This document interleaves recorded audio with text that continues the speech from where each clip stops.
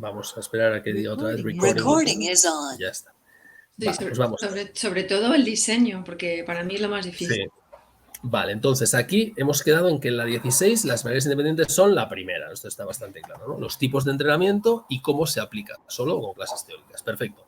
Vamos por la 17. La variable dependiente operativizada, mira, nos dice aquí operativizada. Hemos dicho que la variable dependiente era la calidad en la conducción, ¿no? Pero operativizada es el... número de veces que pisa el freno acertadamente. B, número de errores cometidos al calcular distancias. C, tiempo que se tarda en pisar el pedal de freno ante una supuesta señal de peligro. Bueno, yo creo que esta es clara, ¿no? Sí. Es la C, ¿no? Nos lo dicen ahí al final del enunciado, dice clarísimamente aquí.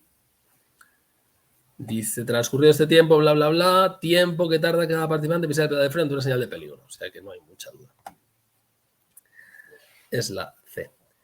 Vale, vamos con la 18. El número de grupos será igual a, y nos dice, a la suma de las variables independientes y dependientes. No sé qué quiere decir esto. B, al producto de los niveles de las variables independientes. Y C, a la suma de los niveles de las variables independientes. Producto. ¿Cuál es la buena? B. Esta es clarísima, esta es la B. Al producto. Hay 3 niveles en la primera, 2 niveles en la segunda.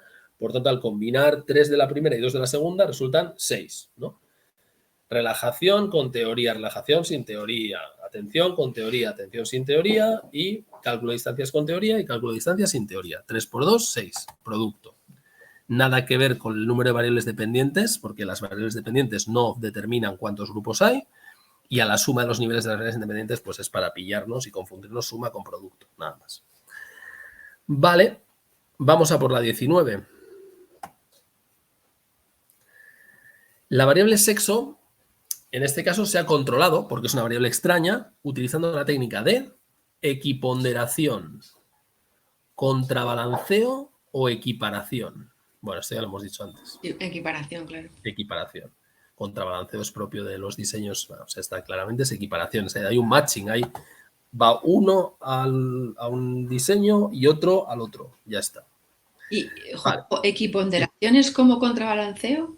No, equiponderación es lo mismo que... Yo creo que es lo mismo, quiero recordar que es lo mismo que equilibrado.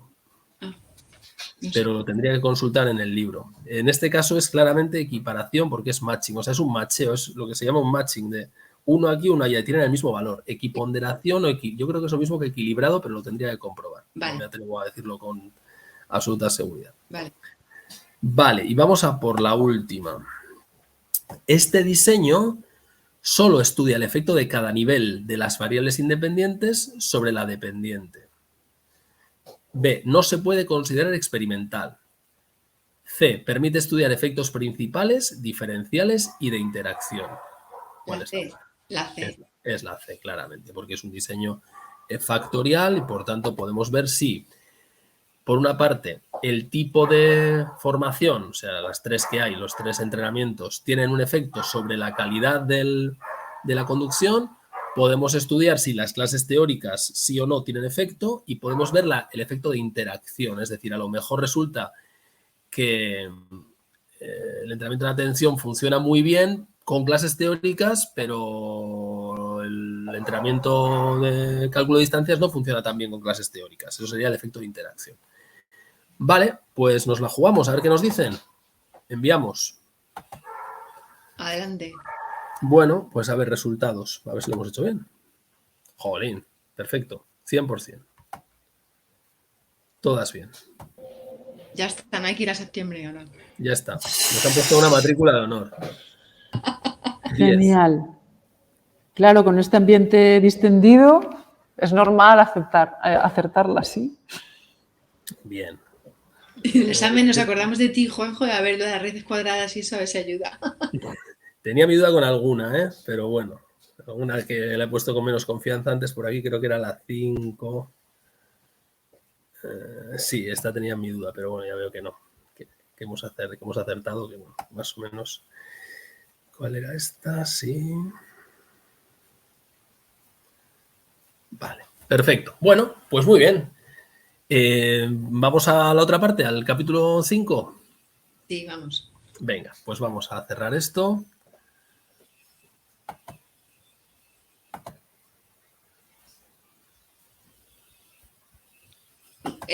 Juanjo, el tema 5, o sea, diseños experimentales de caso único es como una segunda parte del tema 4, o sea, están relacionados, ¿no? Bueno, está relacionado porque son diseños experimentales también, pero ya si le habéis echado un vistazo ya veréis que el tenor del capítulo, o sea, el ambiente del capítulo es completamente diferente, porque mientras que allí, en el tema 4, teníamos colectivos grandes, aquí lo que tenemos es colectivos pequeños. Muchas veces tenemos a un solo sujeto, entonces, pues bueno, pues hay críticas sobre todo a la validez externa, ¿no? Claro, ¿cómo garantizas que esto que ocurre con un sujeto es algo que puedes extrapolar al conjunto de la humanidad, ¿no? Es una de las grandes críticas que tiene. Pero encaja o está relacionado con el tema 4, porque en el tema 4 que vimos diseños experimentales, la obsesión era la validez interna, ¿no? Asegurarnos de que efectivamente pues, podíamos achacar o sí, asignar la responsabilidad de las variaciones de la variable dependiente a la variable independiente. Y aquí también se sigue haciendo lo mismo, es decir, sigue habiendo en este tema una obsesión por cuidar la validez interna y asegurarnos de que estamos controlando las variables extrañas y que manipulamos la variable independiente. Y todo eso sí, todo eso es algo que sigue exactamente igual que en el tema 4. Pero efectivamente aquí el gran problema es que como los grupos son muy, muy pequeños, a veces tan pequeños como que son diseños experimentales de caso único, solamente un sujeto, pues podéis imaginar que eso hace que la validez externa esté en entredicho. Cosa que con el tema 4 pues no tiene por qué ocurrir. Si yo he hecho una buena selección aleatoria de sujetos, en principio la validez externa, al menos la poblacional, pues está cubierta. Es decir, está puesto como diseño experimental, insisto, porque sigue existiendo la preocupación por la validez interna. Pero el contenido del capítulo es bastante diferente al del tema 4. Okay. Vale, entonces vamos a ver. Este es el esquema del tema, una introducción.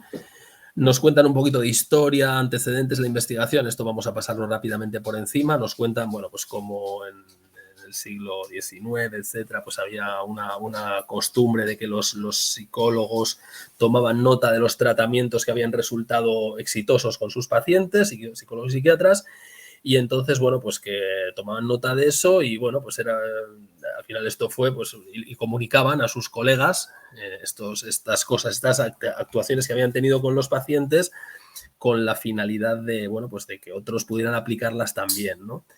Y entonces, bueno, pues esto se entiende que son los precursores de estos diseños de caso único. Luego nos hablan de cuál es el procedimiento básico y a partir de ahí empezamos, pues lógicamente, a ver las técnicas concretas para ver cómo podemos controlar la validez interna y qué podemos hacer con la validez externa. Y ya os anticipo, estoy ya en el punto 5, ya os anticipo que la validez interna se gestiona bastante bien y la externa, pues bueno, pues la verdad es que tiene poco arreglo porque, claro, imaginad, si yo tengo un sujeto, pues hombre, intentar pensar o suponer que el hecho de que con un sujeto haya funcionado un tratamiento, pues no se puede generalizar a la población de forma muy, muy sencilla. Entonces, nos presentan aquí una clasificación de los diseños que existen. Hay un modelo básico, que es el modelo AB. Ya veréis qué es esto de la A y la B. Y luego, dentro de esos modelos, a partir de este modelo básico, hay dos grandes familias, los diseños con reversión y los diseños de no reversión. El diseño de reversión quiere decir que, lo digo ya de entrada, que le pongo el tratamiento y luego se lo quito, a eso se refiere con la reversión del tratamiento, es decir, hay un tratamiento que se aplica y después de aplicarlo el tratamiento se retira y a ver qué pasa. Y los de no reversión son en los que no ocurre eso, es decir, no se quita el tratamiento, a veces por razones éticas o prácticas, pues no se puede, bueno, a veces por razones prácticas, porque si le has hecho algo a alguien, a lo mejor no puedes dar la vuelta a esa intervención, ¿no? Si el tratamiento fuera darle una pastilla o quitársela, sí que se puede revertir, pero si el tratamiento ha consistido en amputarle un brazo, perdonad por ser tan burdo, pues no hay forma de revertir el tratamiento, ¿no? Entonces, pues hay diseños de no reversión, ¿vale? Y esta es básicamente la estructura del capítulo 5, del tema 5. Recuerdo que en el examen de febrero preguntaron por diseños de línea base múltiple, el punto 9.2. A mí hay alguna pregunta de eso. Bueno, introducción. En introducción rápidamente nos dicen que lo que hemos visto en el tema 4, que han sido diseños intragrupo o intergrupo, esos diseños tienen un enfoque nomotético, que suena muy así, pero ya sabéis que nomotético pues quiere decir, lo ha aparecido en un montón de asignaturas, quiere decir que busca la generalidad, los patrones comunes, la extrapolación a un colectivo mayor, ¿no? Es decir, los patrones generales que ocurren en el conjunto de sujetos que querríamos estudiar. Esto no es lo que hacemos en los diseños de caso único. En los estudios de caso único no tiene un enfoque nomotético, tiene un enfoque de tipo ideográfico. Lo ideográfico es lo contrario a lo nomotético. Ideográfico se refiere a lo que ocurre con un individuo en particular, ¿vale? O sea, el enfoque deja de ser nomotético, pasa a ser ideográfico. Dice aquí que los estudios de caso único se llaman de replicación intrasujeto, claro, porque solo hay un sujeto. Diseños de n igual a 1, n sabéis que se refiere al número de pacientes o número de sujetos o participantes que tenemos, o series temporales, también se les llama así, son series temporales porque se estudia un sujeto a lo largo del tiempo, ¿vale? Son nombres diferentes, ¿no? Pero aquí la clave es que nos quedemos con la idea de que lo que vimos en el capítulo 4 era nomotético, general, y lo que vamos a ver en el 5 es ideográfico, propio de un individuo. ¿Qué se hace? Pues registrar, estudiar, analizar a lo largo del tiempo la conducta, el comportamiento de un caso único, un solo sujeto, o en ocasiones un grupo pequeño. Aunque después aquí la verdad es que todos los ejemplos que nos ponen siempre se refieren a un caso único, ¿no? ¿Y cuándo se hace? Antes, durante y después de un tratamiento. O sea, aquí la variable independiente es el tratamiento que se le administra a ese sujeto. Tratamiento que puede ser pues el que sea, es decir, puede ser una intervención farmacológica, puede ser un tratamiento de una intervención psicológica o yo que sé, cualquier intervención sobre el sujeto sería un tratamiento. Y esa es la variable independiente que el experimentador controla, ¿vale? Controla o manipula.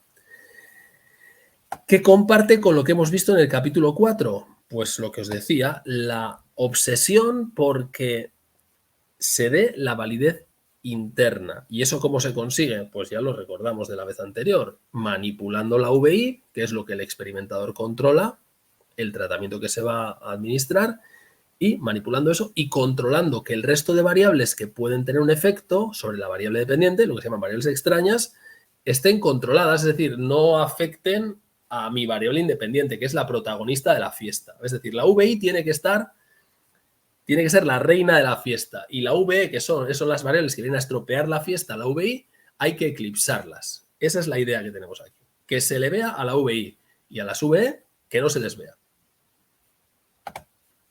¿Vale? Bien. Y nos dicen aquí en la introducción que estas técnicas de diseño de caso único están muy vinculadas con la psicología básica y con la psicología aplicada, ¿no? Con la intervención, digamos, en el ámbito clínico. Bueno, esto es la introducción.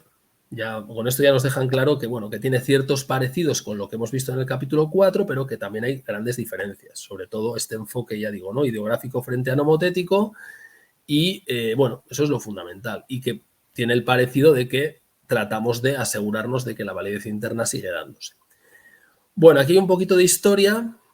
Nos cuentan que la primera utilización del diseño, digo, porque a veces hay preguntas de estas un poco peregrinas, ¿no? ¿Quién fue el primero que aplicó no sé qué? Bueno, pues el primero que aplicó un diseño de caso único fue un tal Ebbinghaus, finales del siglo XIX, en un estudio sobre la memoria y la curva de olvido. Lo que trataba era de recordar listas de palabras. Bueno, pues ahí lo explica en el libro y aquí lo he puesto pues para que no se me olvidara, ¿no? Ebbinghaus, finales del siglo XIX, el primero que aplicó este tipo de diseño.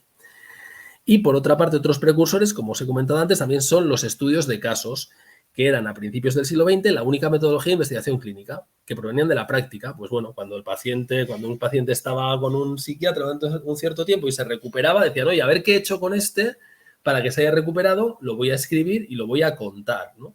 Pues eso, los psicólogos elaboraban hipótesis y las comunicaban a la comunidad científica. Y entonces, bueno, pues tuvieron como principal aportación la generación de hipótesis, a la vez que, eso sí que es cierto, es verdad, que este tipo de estudios permiten analizar situaciones poco comunes, porque en muchas ocasiones, claro, si estamos tratando una enfermedad, un síndrome que es muy extraño, muy poco común, muy poco habitual, no tengo capacidad de reunir un grupo de pacientes, porque es que no hay un grupo de pacientes, solo tengo uno.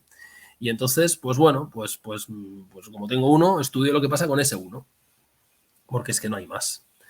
Y luego, como antecedentes también, nos hablan de nuestro querido amigo, ¿no? BF, Skinner, que ya vamos a hacerle un altar.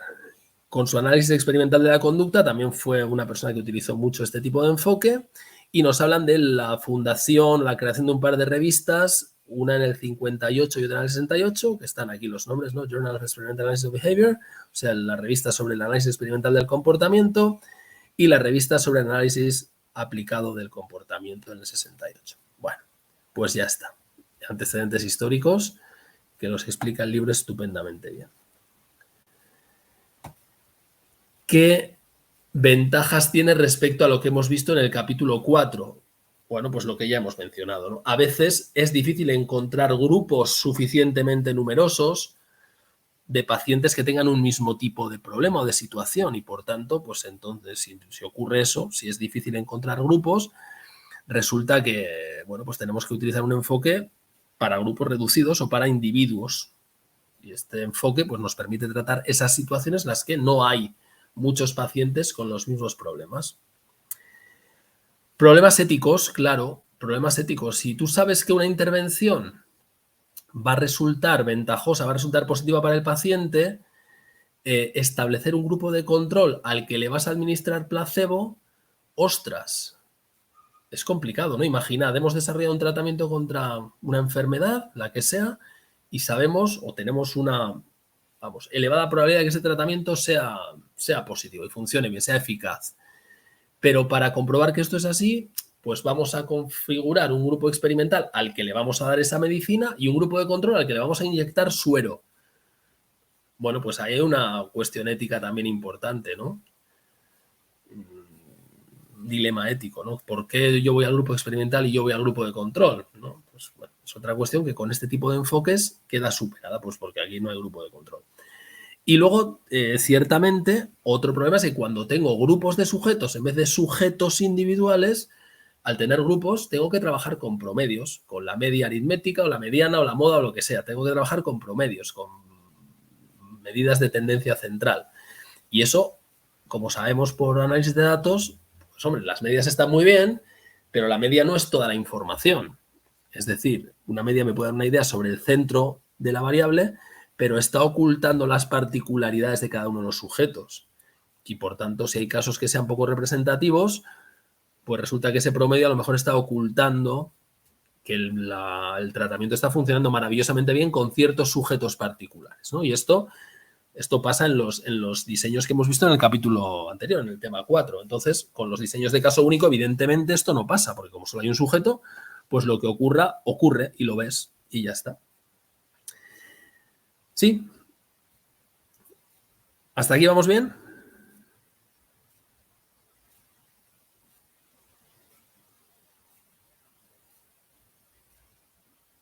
¿Seguís por ahí? Sí, sí. Ah, vale. Como no decía nadie, digo, sí, igual me he quedado aquí hablando solo. No, que me he tenido que ir un segundo, pero no he entendido. Y no hay nadie. Vale, entonces decía, por terminar este apartado, nos señalan que los diseños de caso único pues funcionan. ¿Por qué? Porque nos permiten las tres cosas que necesitamos. Investigar las causas que afectan a la variabilidad de la conducta, la variable dependiente. Si yo quiero ver por qué el sujeto se comporta de una forma u otra, esa es mi variable dependiente, descartando la sub B, es decir, haciendo que las variables extrañas no tengan protagonismo en esta fiesta. Tú no tienes vela en este entierro, fuera de aquí variable extraña, y analizando el efecto del tratamiento. Recordad que la variable independiente es la reina de la fiesta, que tiene que ser la que, pues eso, que destaque, y eso lo permiten este tipo de diseños. Otra cosa que permite este tipo de diseños es, nos dice aquí, adaptar, son más adaptables. ¿Por qué? Hombre, pues porque como solo estoy tratando con un sujeto, tengo mucha más flexibilidad. En función de los resultados que vaya obteniendo, yo puedo ir adaptando la forma del tratamiento para que el resultado sea mejor. ¿Vale?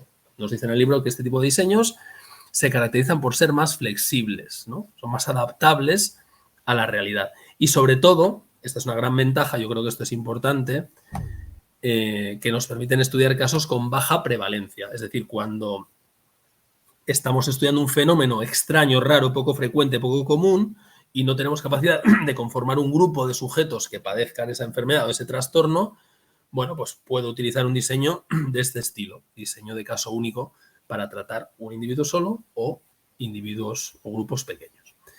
Bueno, esa es la introducción. Vamos a la parte más teórica, más, digamos, más práctica de todo esto.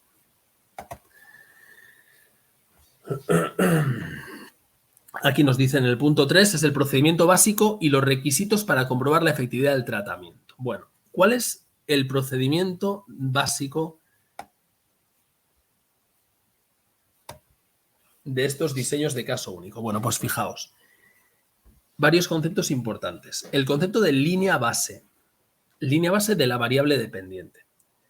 Y aquí aparece la explicación de a qué llamamos A y a qué llamamos B. Si recordáis, en el esquema inicial aparecía la A y la B, ¿no?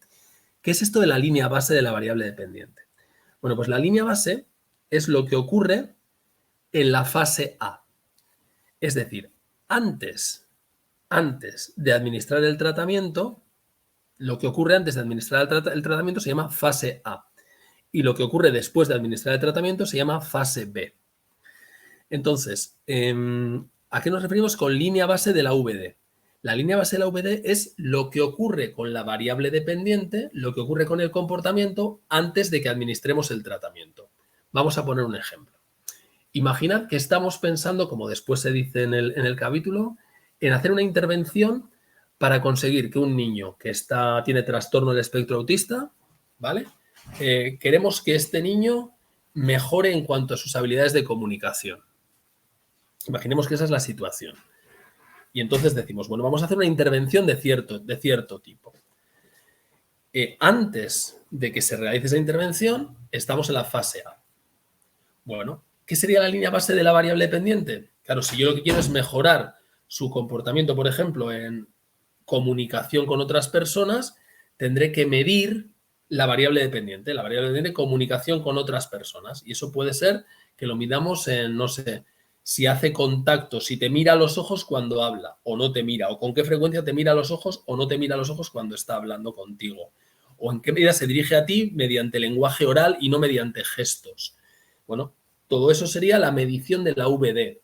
Bueno, pues la medición de la VD antes del tratamiento que vamos a hacer, tratamiento en este caso psicológico, me imagino, terapia psicológica, sería la línea base de la variable dependiente. Es decir, ¿qué ocurre con la variable que yo quiero manipularlo, con la variable que yo quiero mejorar, se supone que la quiero mejorar, antes de que yo aplique el tratamiento? Otro ejemplo, imaginad que queremos aplicar un tratamiento para eliminar el tabaquismo en una persona. Bueno, pues lógicamente el comportamiento que yo quiero mejorar es el consumo de tabaco. De hecho, quiero llevarlo a 0. Perfecto. Bueno, pues ¿qué sería la línea base de la VD? La medición de consumo de tabaco antes del tratamiento. Y para eso tendré que ver qué ocurre con esta persona, cuántos paquetes o cuántos cigarrillos fuma cada día durante un periodo anterior a la aplicación del tratamiento. ¿Vale? A eso se llama la línea base de la VD. ¿Hola? ¿Seguís por ahí? Sí. Entonces, Juanjo, sería la línea base como hacer una foto de cuál es la situación al empezar tal cual es, ¿no? Efectivamente, esa es la línea base, es hacer una fotografía de cómo es la situación antes de empezar con el tratamiento. Eso se llama la línea base de la VD. Y lo que buscamos, como dice aquí, es hacemos varias medidas, no hacemos solamente una medida. Imaginad, con este tema del tabaquismo, no miramos cuántos cigarrillos he fumado el día anterior a empezar el tratamiento, que sería hacer una sola medición. No, hacemos varias mediciones. Le preguntamos pues un mes antes y 15 días antes y 10 días antes y 7 días antes y 3 días antes y vemos si esa línea base es estable o si esa línea base no es nada estable. Y lógicamente lo que buscamos es, para hacernos una idea cabal de cuál es la situación de la variable dependiente antes de aplicar el tratamiento, buscamos que la línea base sea estable, es decir, que no haya grandes oscilaciones. ¿Vale? Por eso aquí nos dicen que, vamos a leer ahora la frase si queréis entera, ¿no? Establecimiento de la línea base de la VD. Se llama fase A a la fase inicial en la que se toman varias medidas de la variable dependiente en ausencia del tratamiento hasta conseguir su estabilidad. Lo que estamos diciendo. Yo quiero modificar el consumo de tabaco de una persona y antes de aplicar el tratamiento mido en varias ocasiones cuál es su consumo de tabaco para hacerme una idea estable, para hacer una idea cabal de cuál es ese consumo de tabaco. Y no me sirve, si hay una gran oscilación de unos días a otros, diré, bueno, vamos a tomarnos un poquito de tiempo, vamos a hacer más medidas para que nos podamos hacer una idea de cuál es tu nivel actual en la variable dependiente, cuál es tu nivel de tabaquismo, ¿no? Porque si yo le hago un estudio y le pregunto un día y me dice, pues hoy me he fumado 40 cigarrillos y ayer, y a los 10 días le pregunto y me dice que ha fumado 1 y a los 10 días me dice que ha fumado 200, pues algo está fallando ahí. Eso no me da una idea cabal sobre cuál es la situación. Entonces, para que podamos establecer la línea base, tenemos que tener una cierta estabilidad en el comportamiento antes de la aplicación del tratamiento, lo que se llama la fase A. ¿Vale? Sí. Venga, entonces, después de eso, ¿qué vendrá? Después de eso vendrá la introducción del tratamiento. Habrá algún tipo de intervención. ¿Yo qué sé qué tipo de intervención? Pues sesiones de terapia cognitivo-conductual para hacerle ver que el efecto dañino del tabaco, bla, bla, bla, bla, lo que sea, no tengo ni idea. Vale, pues el tratamiento. Y ese tratamiento es la variable independiente, es la manipulación, es lo que nosotros queremos verificar si tiene efecto o no tiene efecto sobre la conducta de este sujeto. Y lo que esperamos después es que tras el tratamiento haya una modificación en esa conducta, ¿vale? Lo que ocurre después del tratamiento se llama la fase B. La fase A es antes, la fase B es después. Entonces, ¿qué haré en la fase B? Bueno, pues lo que haré será medir otra vez la variable dependiente. A ver si esta persona ahora, después de la intervención, fuma más o fuma menos. Porque si resulta que después de la intervención esta persona ha incrementado su consumo de tabaco, pues diremos que el tratamiento ha sido un fracaso, mientras que si lo ha reducido, si lo ha eliminado, pues entonces estaremos contentos y diremos que el tratamiento ha sido un éxito. Y eso es lo que nos dicen aquí. Después hacemos un estudio del tratamiento, estudio del efecto del tratamiento. La fase B es la fase en la que se toman varias medidas de la VD en presencia del tratamiento. Ya se le ha aplicado el tratamiento. ¿Vale? Sí. Y esta es la terminología. Fase A antes del tratamiento, fase B después. Antes del tratamiento, en la fase A, línea base. La línea base tiene que ser estable. Nos tenemos que asegurar de que en diferentes mediciones de la variable dependiente no hay grandes diferencias, no hay grandes oscilaciones. Y una vez que nos hemos asegurado de que hay una estabilidad de la línea base, entonces ya podemos aplicar el tratamiento. Porque claro, si hubiera muchísima oscilación en la fase A y no tuviéramos una línea base claramente marcada, cuando apliquemos el tratamiento, la modificación que ocurra después no sabremos si se debe al tratamiento o a que sencillamente, como aquello era tan errático, pues sigue siendo errático. Se ve por qué nos interesa una línea base estable, ¿verdad? Sí. Claro, la línea base estable, insisto, nosotros aquí, desde el punto de vista de investigación, aunque suene muy duro, desde el punto de vista investigador no nos importa tanto, perdonad este comentario, obviamente sí queremos mejorar el bienestar de todo el mundo, pero desde el punto de vista investigador lo que a mí me interesa es ver si el tratamiento tiene efecto o no lo tiene. Eso es lo que yo quiero saber, si tiene efecto o no lo tiene. Por tanto, como yo quiero eliminar las variables extrañas, digo, voy a conseguir una línea base en la fase A, de manera que, como yo veo que el consumo de tabaco de esta persona es estable, cualquier modificación que se produzca en la fase B, después de aplicar el tratamiento, la pueda asociar o la pueda asignar a ese tratamiento. Porque si antes de aplicar el tratamiento el comportamiento de consumo de tabaco fuera errático, con muchísimos cambios, pues hombre, yo aplico el tratamiento, cambia, pero no sé si ese cambio se debe al tratamiento o se debe a vaya usted a saber qué. Mientras que si había una línea base estable, todo estaba quieto y yo ahora aplico un tratamiento y el consumo de tabaco decrece, tengo más razones para decir que ese tratamiento ha tenido efecto. ¿Sí? Sí. Entonces, Vale.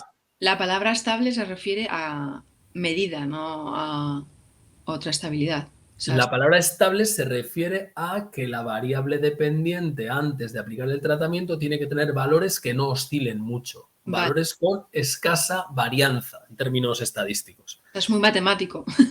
Es muy matemático, efectivamente. Sí, lo que estás buscando es que todo sea estable. Mira, este tipo consume todos los días 20 cigarrillos. 20, 20, 20, 20, 20, 20, 20. Aplico el tratamiento y pasa a 15, 12, 10, 8.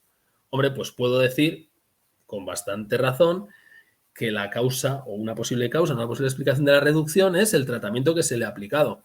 Ahora, si una persona tiene un consumo que es 210, 5, 1, 40, 28, 2, errático totalmente, pues yo aplico un tratamiento para reducir el consumo de tabaco, se reduce y yo qué sé. No tengo ni idea. Por tanto, la línea base estable es la que me garantiza o la que apoya la idea de que el efecto del tratamiento es real. Vale. ¿Sí? Bueno, aquí nos dicen que si hay varios tratamientos, porque puede pasar, ¿no? Yo puedo aplicar un tratamiento B y luego un tratamiento y luego otro diferente y otro diferente. En ese caso se utilizan las siguientes letras, C, D, etcétera. Luego, cuando nos cuenten a partir de aquí nos den distintos nombres para los diseños, veremos que hay diseños A, B, A, ¿no? Un diseño A, B, A, ¿qué quiere decir?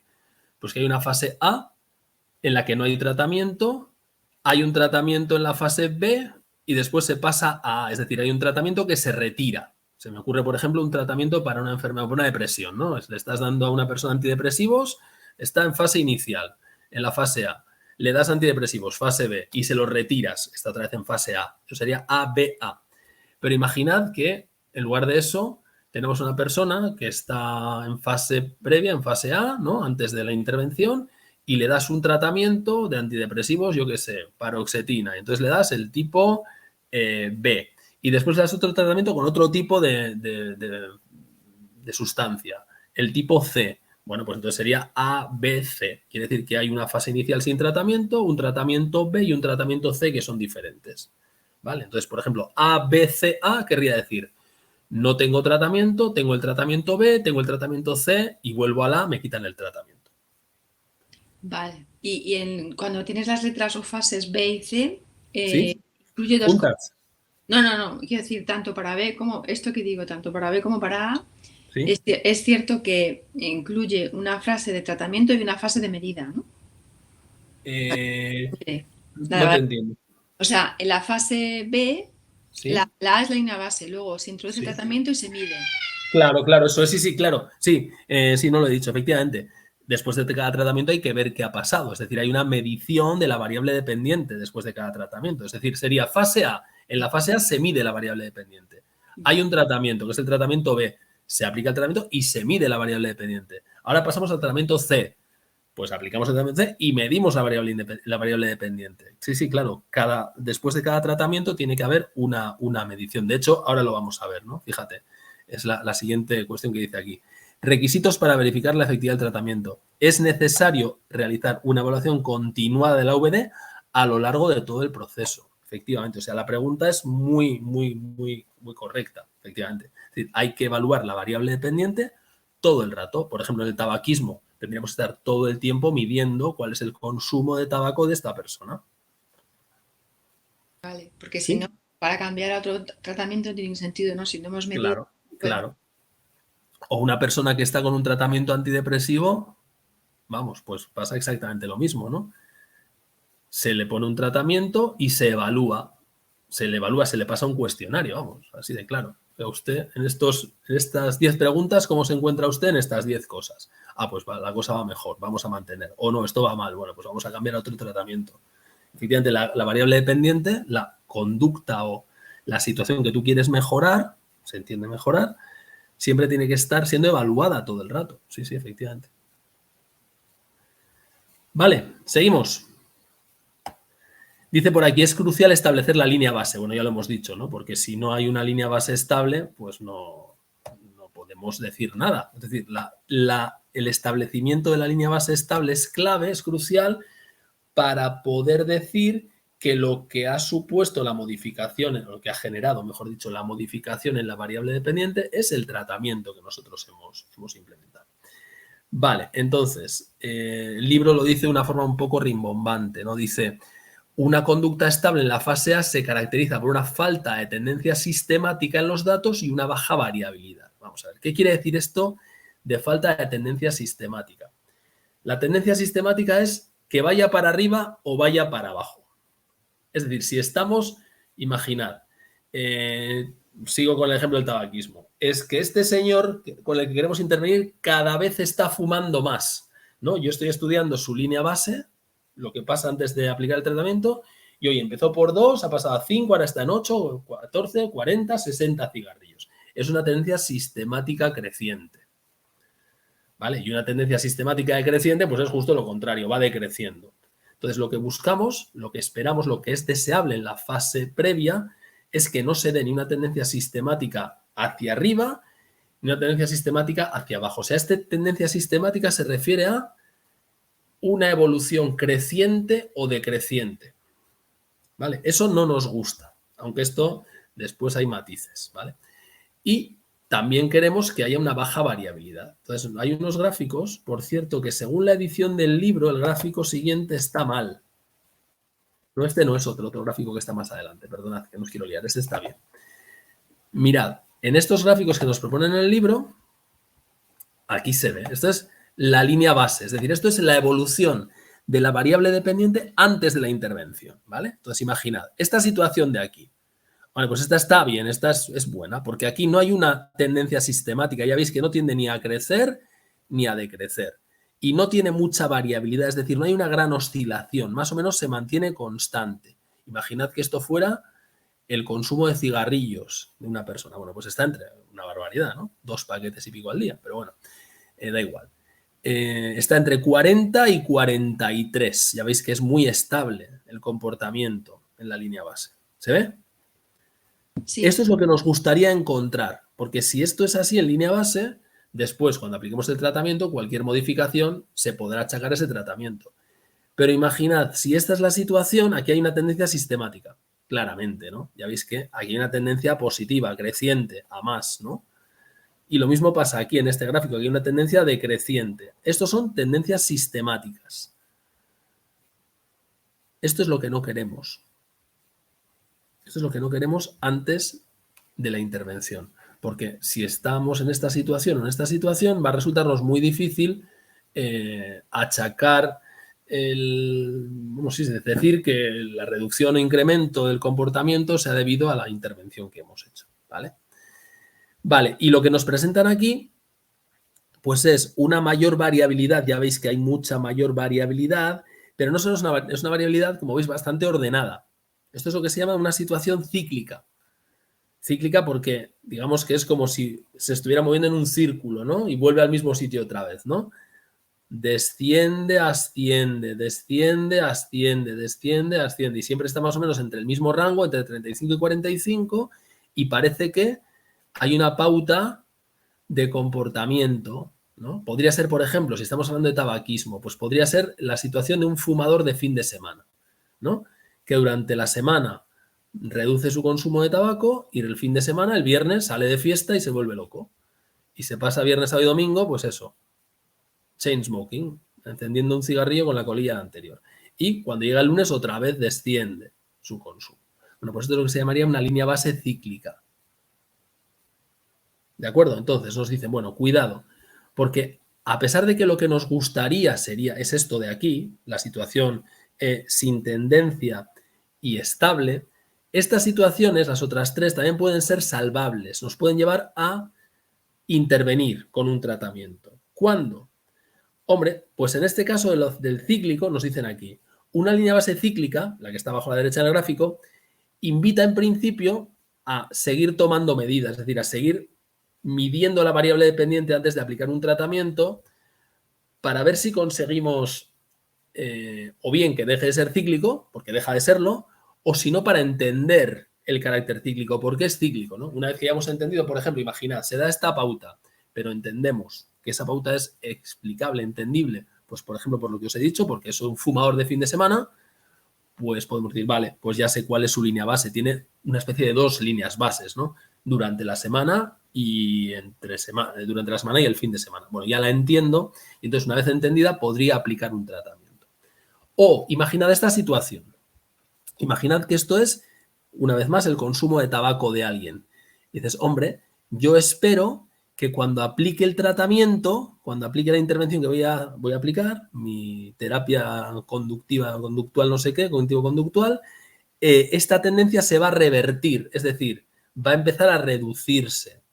Hombre, pues si eso es así, aunque el crecimiento, aunque la fase A, es decir, aunque la línea base sea creciente, con tendencia creciente, nos dice en el libro, bueno, puede tener sentido aplicar un tratamiento con una tendencia creciente si es que entendemos que nuestra intervención va a hacer que se revierta la tendencia. Claro, porque fijaos, si lo que a mí me preocupa es ver si el tratamiento es eficaz o no es eficaz, si yo veo que alguien está consumiendo cada vez más tabaco y de repente intervengo y eso empieza a bajar, es evidente que puedo achacar la reducción en el consumo al hecho de que hemos intervenido. ¿Sí? Sí. Tiene sentido. O imaginad, si esta variable que está aquí fuera, el número de horas que alguien pasa en la calle, porque estoy midiendo su nivel de, no sé, está súper deprimido y no sale para nada a la calle, ¿no? Entonces cada vez sale menos. Voy a intervenir de alguna manera porque entiendo que eso va a hacer que la tendencia cambie y suba, entonces tiene sentido. Es decir, vamos, en resumen, esto es lo mejor que puede pasar porque la estabilidad indica que somos capaces de asignar el efecto del tratamiento, perdón, el cambio en la variable dependiente al tratamiento, pero si el tratamiento va a tener como efecto el cambio de tendencia que viene de subir a bajar o viene de bajar a subir, si ocurre eso, también tiene sentido aplicar el tratamiento. Es lo que nos dicen aquí, ¿no? Una línea base estable, la que está arriba a la izquierda, invita a iniciar el tratamiento. Una línea base ascendente o descendente, esta o esta, invitan a iniciar el tratamiento si se espera que el tratamiento invierta la dirección, invierta esa tendencia, ¿vale? Y la línea base cíclica ya lo hemos comentado, ¿vale? Sí. Bueno, perfecto. Y aquí nos dice el libro, en una de sus habituales jugadas, nos dice, ¿cómo estudio yo si se ha producido un cambio? Dice, pues hay unas técnicas estadísticas buenísimas, ¿no? Pues está la T de Student y la F, que son técnicas convencionales. Luego hay técnicas más avanzadas como el modelo ARIMA, etcétera. Nos dice que hay unos modelos estadísticos muy interesantes, pero que nosotros no los vamos a tratar. Que lo que vamos a hacer es quedarnos con un análisis visual. Es decir, la evaluación de si el tratamiento ha funcionado o no ha funcionado, en realidad se hace con herramientas estadísticas. Nosotros no vamos a tratar esas herramientas estadísticas, vamos a hacer un análisis puramente visual, aceptando, nos lo dice el libro, que el análisis visual, el que nos van a enseñar en el libro, pues solo es capaz de detectar los efectos del tratamiento cuando estos efectos son muy claros. Es decir, el análisis visual es mucho menos fino que el análisis estadístico. El análisis estadístico va a detectar tratamientos eficaces con mucha más sensibilidad que el análisis visual. Pero bueno, como eso es muy complicado, pues lo dejan para cursos más avanzados y aquí solamente nos dicen esto. Y esto es lo que en algunas ediciones del libro está mal. Así que tened cuidado porque no me acuerdo cuál era el gráfico, uno de ellos estaba mal en el libro que tenía yo por lo menos, que creo que era el que estaba colgado en el grupo de fundamentos de investigación. Echadle un vistazo, ¿vale? Porque en la fe de ratas de la asignatura, en la página web, bueno, en la web de la UNED, estaba este gráfico e indicaban que había que sustituir el gráfico que estaba en el libro por este gráfico en particular. Bueno, vamos a ver. Es fácil de entender, ¿no? Hay una línea vertical en todos los casos. Esta línea vertical discontinua indica el tratamiento, la administración del tratamiento, y lo que ocurre antes es la fase A y lo que ocurre después es la fase B. Luego, ¿aquí qué pasa? Bueno, pues ya veis, en el gráfico voy a poner un poco más grande. En este gráfico A que está aquí, ¿qué nos muestra? Pues muestra una línea base en la fase A totalmente estable. Es decir, aquí había un consumo de tabaco totalmente estable, ¿vale? Hay una intervención y de repente después de la intervención la conducta crece, es más frecuente. Bueno, pues si ocurre algo como esto, obviamente, ¿qué decimos? ¿Ha tenido efecto el tratamiento? Efecto. Sí, sí. Claro, ha tenido efecto, ¿no? Es decir, era estable, total estabilidad, ocurre un tratamiento y la conducta crece. Imaginad con el niño autista que comentábamos antes, pues no miraba a los ojos y después de la intervención resulta que ahora sí mira a los ojos o mira mucho más, con más frecuencia. Bueno, pues el tratamiento ha sido efectivo. Situación B, pues es muy similar, ¿no? Partía de una línea base totalmente estable y hay un tratamiento que tiene un cierto lag, una cierta demora, ¿no? No es instantáneo, no hay un efecto instantáneo como ocurría aquí, sino que tarda un poco, pero después progresivamente, de una manera más suave, asciende y se mantiene en un nivel estable. Bueno, pues ¿qué conclusión tendríamos? ¿Qué conclusión alcanzaríamos ahí? Que después de un tiempo ha funcionado. Claro, pues también ha sido efectivo, ¿no? Ha sido eficaz, ¿no? Es decir, ha habido un tratamiento y ese tratamiento, pues igual no de forma inmediata, pero sí un poco con un cierto retardo y de una forma más progresiva ha conseguido mejorar, se entiende que es mejorar, la conducta. Vale, el C, ¿qué me decís del C?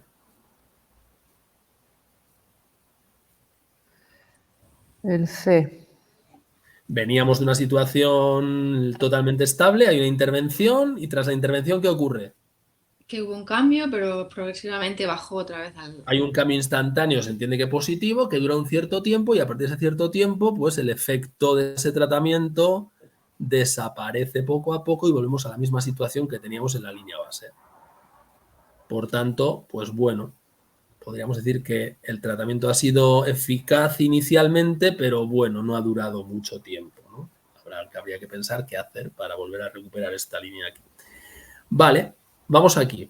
Imaginad que estamos hablando de tabaquismo. Había una persona que estaba con este nivel de tabaquismo estable, este consumo de tabaco, hay una intervención y ¿qué ocurre? Baja.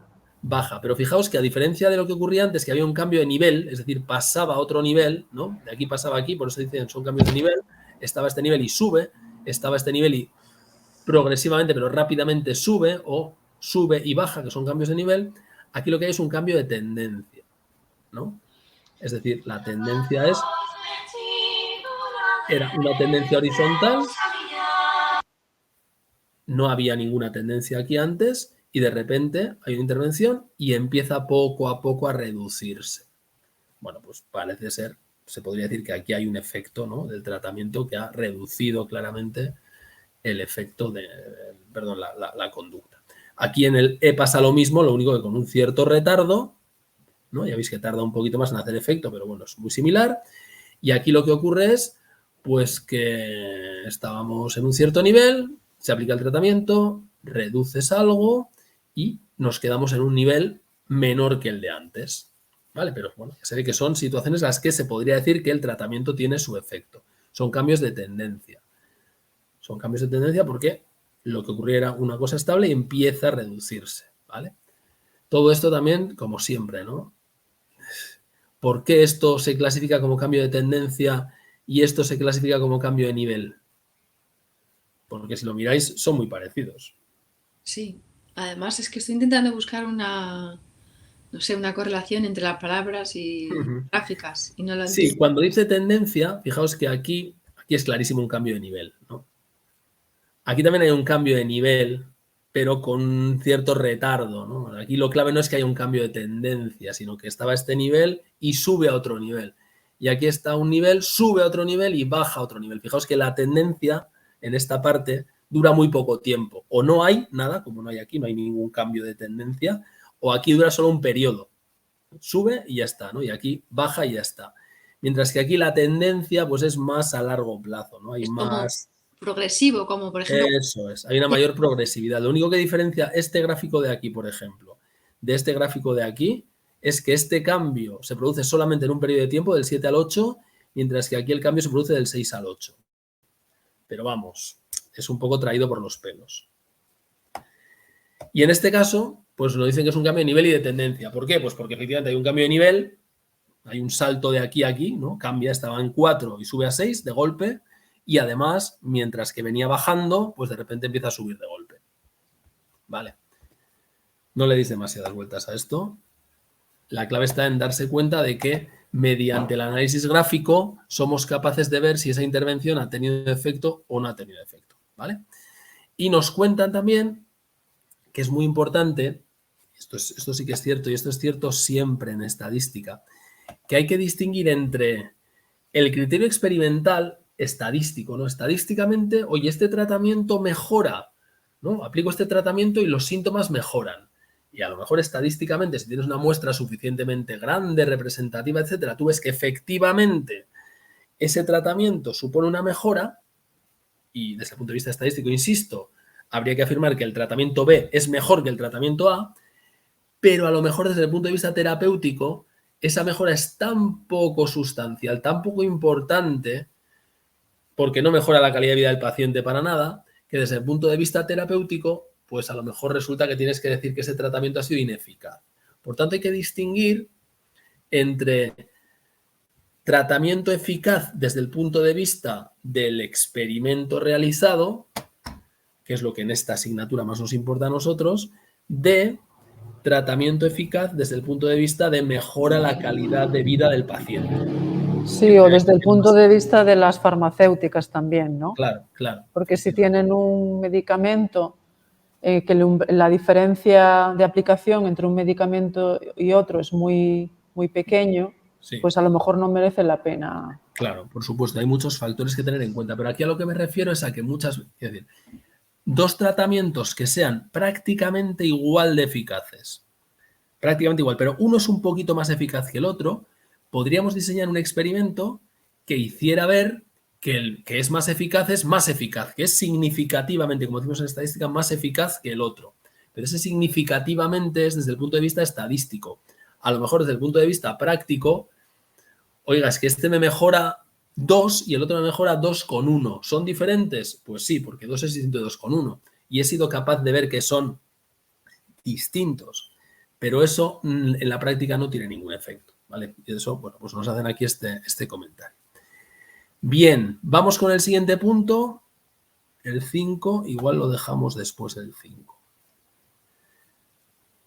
Vamos a ver, el punto 5 dice análisis de la validez interna y la externa. Bueno, esto ya lo hemos comentado, ¿no? Aquí, como estamos hablando de experimentos, lo que nos preocupa es la validez interna, fundamentalmente. Me quiero asegurar de que mi variable independiente es la reina de la fiesta y que las extrañas no participan. O sea, lo que me preocupa es la interna. Y la externa, bueno, pues si se consigue, mejor. Pero fundamentalmente nuestra obsesión es la interna. Nos dicen aquí en el apartado 5.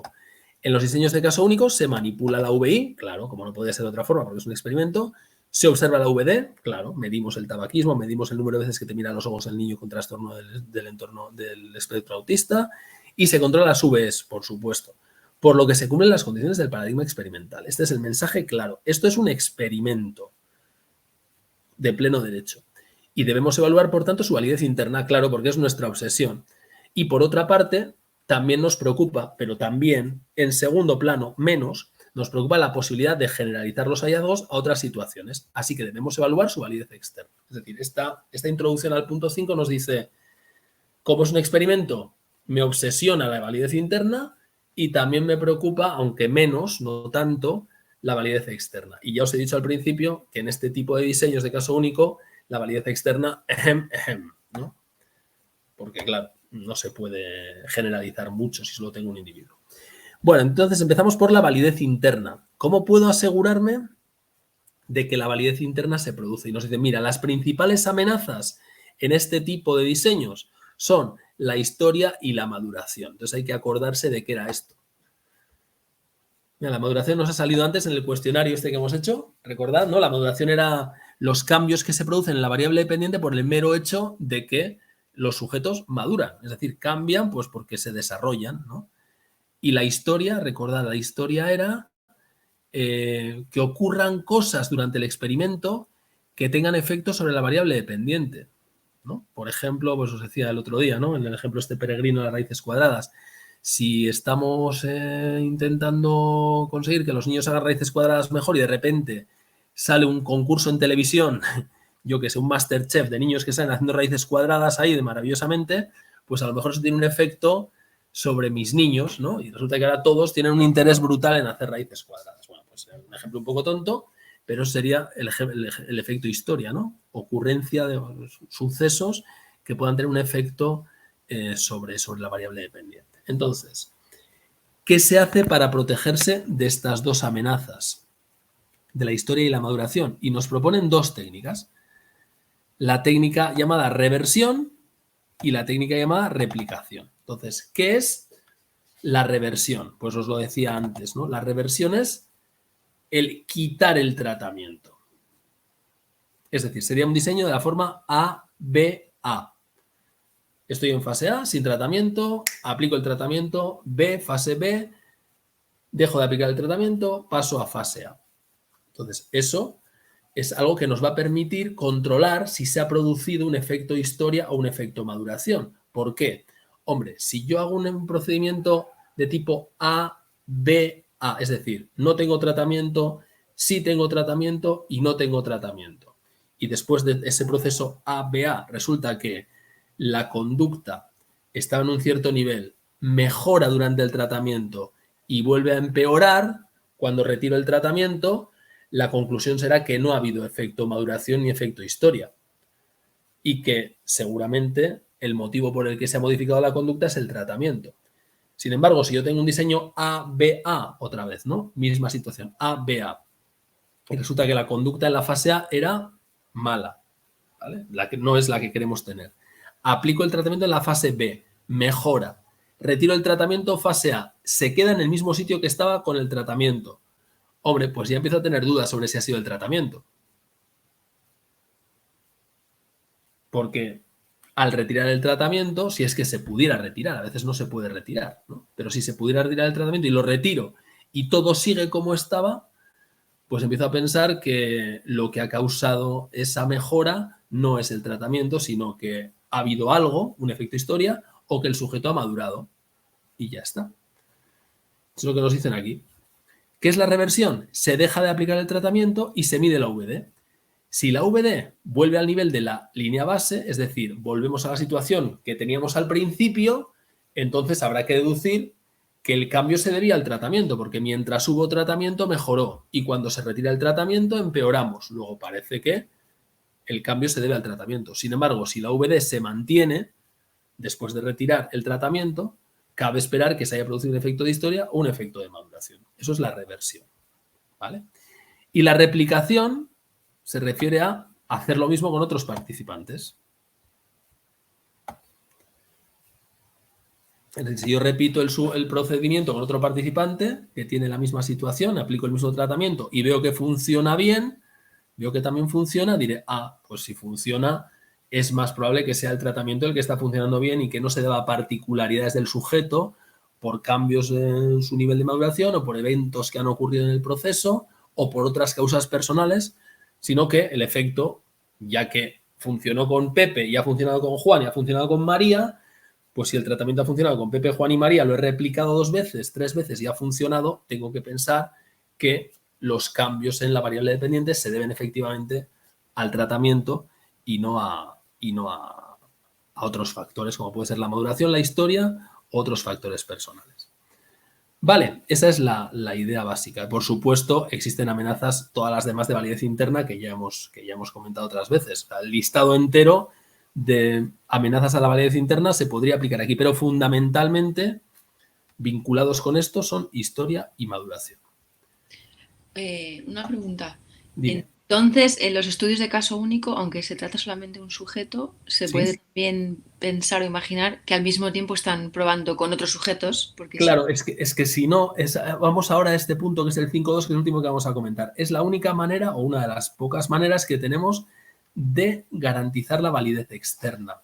Porque si un procedimiento, si una intervención ha funcionado con Pepe, pues a lo mejor se debe a que Pepe es un sujeto particular y que tenía que madurar por maduración, tenía que mejorar por maduración, o que ha ocurrido algún evento por el medio, historia, o yo qué sé qué. Pero ¿cómo puedo yo decir que este tipo de intervención funciona y consigue mejorar? Pues la única forma que tengo es mediante la replicación. Es lo que dice aquí, ¿no? Es el punto 5.2 y con este vamos a terminar, si os parece, que si no se nos hace un poco tarde. El punto 5.2 nos dice eso. ¿Cómo controlo la validez externa? ¿Cómo controlo yo que esto que está ocurriendo en mi conjunto de participantes, en este caso solamente uno, lo puedo generalizar a toda la humanidad? Es que, claro, ¿no? A un colectivo mucho mayor, a toda la población. Pues eso, al ser n igual a 1, solo hay un sujeto, hay evidentes problemas de generalización. Entonces, ¿cómo lo puedo solventar? Pues mediante replicación. Es decir, aplico ese tratamiento a otras personas. Si yo de forma sistemática he aplicado un mismo tratamiento, una misma intervención a muchos sujetos diferentes, en muchas circunstancias diferentes, ¿no? En otros contextos, en otros momentos, con otras edades, con otras realidades, bueno, pues entonces podré decir que esa intervención que he realizado funciona para mejorar tal conducta. Por ejemplo, con el caso del niño autista, pues aplico un tratamiento para conseguir que ese niño me mire a los ojos cuando se dirige a mí o se dirija oralmente en vez de mediante gestos. Y aplico no sé qué metodología para conseguir eso.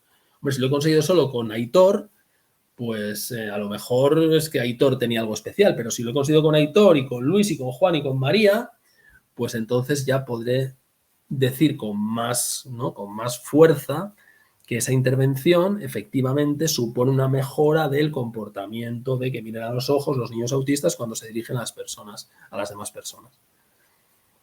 Esa es la idea que está aquí detrás de la idea de la replicación. Vale.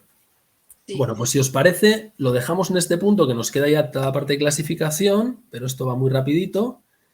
Y el próximo día terminamos con este capítulo y nos metemos con el siguiente. ¿Vale? Genial, muchas gracias, Juanjo. ¿Preguntas? Vale, ¿Comentarios? genial.